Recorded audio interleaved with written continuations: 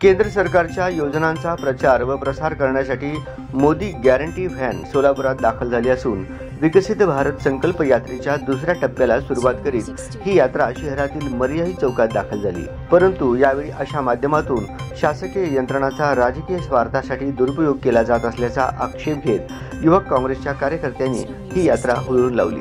या संकल्प यात्रेत भारत सरकार ऐवजी मोदी सरकार असा जाणीवपूर्वक उल्लेख केल्याबद्दल युवक काँग्रेसचे शहराध्यक्ष गणेश डोंगरे यांच्या नेतृत्वाखाली आंदोलन करण्यात आले। सरकारी पैसा खर्च करून फिरवण्यात येणाऱ्या या विकसित भारत संकल्प यात्रेच्या वाहनावरील मोदी सरकारचा उल्लेख आठवून भारत सरकार असा उल्लेख होणार नाही तोपर्यंत ही यात्रा फिरू देणार नाही असा इशारा डोंगरे यांनी दिला।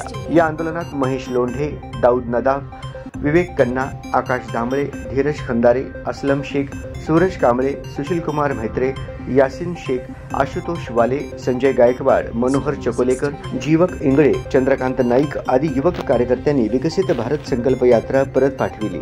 सोलापूर शहरात विविध 36 ठिकाणी 25 फेब्रुवारीपर्यंत फिरणार आहे। त्याची जबाबदारी सोलापूर महापालिकेचे उपायुक्त मच्छिंद्र घोलप यांच्यावर सोपवण्यात आली आहे। मात्र या निमित्ताने क्षेत्रीय प्रचार यंत्रणा सक्रिय झाल्याचे दिसून येते।